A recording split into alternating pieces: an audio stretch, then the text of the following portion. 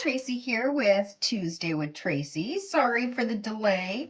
We were at the big trade show and things have just been crazy. But I wanted to share with you another stencil technique because I had shared a few with you last time, and this one is super cool, and I'm going to try, we'll see, and film it so that you can see the speckling and all that good stuff. So I've just started with I have watercolor paper and then a stencil and some light molding paste. Doesn't matter what paste you use, you can use whatever.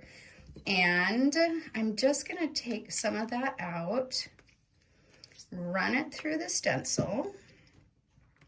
We used this demonstration a lot for the show, and it was really well received and people were excited about it. So I thought, I got to get back on here and show you guys how to do this. So ignore my bad stenciling technique, but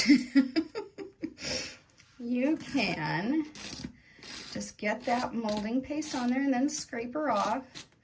I feel like today is not my stenciling day, but in any case, there we go. It's clean. So while it's still on there, I think I scraped off half of it here. While it's still, the stencil's still down, then I am going to sprinkle, and I've got a really great demonstration here of Tracey's laziness of not putting this little guy down.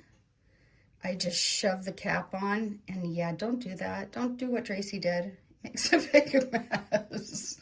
Anyway, okay. So just sprinkle, sprinkle, sprinkle. I am using, and this time I'm going to push him back down. Oh, maybe. So the trick with these guys, you got to give them a little aggression and then have them stick down, and then you can put the lid on. Anyway, so that was Grasshopper Green, Grazing Grasshopper from the Field Notes collection. And you can see on here, I just sprinkled, but I'm going to mist him. And I'm going to move the camera. I'm hoping my lighting will let me do this.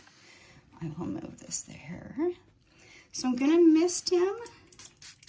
And obviously he's going to speckle out, but because he's on that molding paste, I could take this stencil up. Anyway, he's only going to kind of speckle softly on the paste because it's paste, if that all makes sense. Now, I could yank him up from here, which I think I might have done in the other video, but our super cool Martina did this technique, which I am buggering up because I'm trying to make it tidy, but you just kind of scrape the palette knife back over, and then where those sprinkles were, they kind of create striated lines on there. Ooh, I just took off some paste. Again, my technique not so great, but when it's left, and if you are tidier than me and don't have this big smudge, it's kind of a cool technique. And I'll get it up here. So you can see, had I used less powder, I would have more of what you're seeing over here. That's kind of that stripy speckle, but it's kind of cool. It almost looks like alligator skin. So that is the stencil technique that we did a lot at the show. And here is Martina's Frau Pony's example that we use, so you can really see what she did. She was lighter handed and obviously much tidier than I am. But you can see those striations in there along with the speckling. So super, super cool technique. Another stencil technique.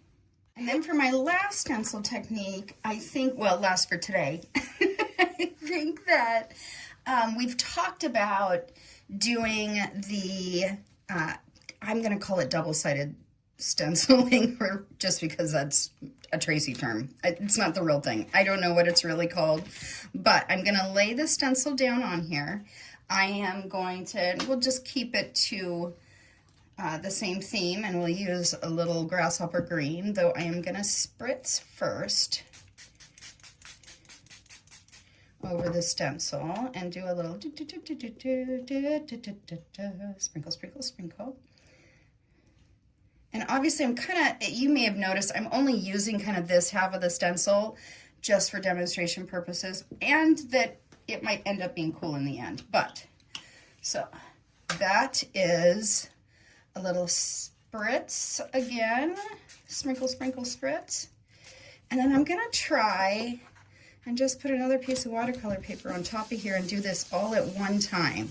This is my experiment, because we did a lot of that where you take the stencil and pick it up and then put it on the other one, but okay, that may not have worked as well on this one, but still kind of cool. Maybe not as stencil-y as it could be, but you can see here there still are some of those little circles from the stencil. I may have just been a little heavy-handed, but look at him. He's the reverse side. So usually what we do is we stencil through here, and then I'll take this stencil off and flip it over to do that reverse, and I just thought I would try doing the two pieces of paper on top of each other, and I'm not disappointed. And then thank you for joining me today on a quick Tuesday with Tracey.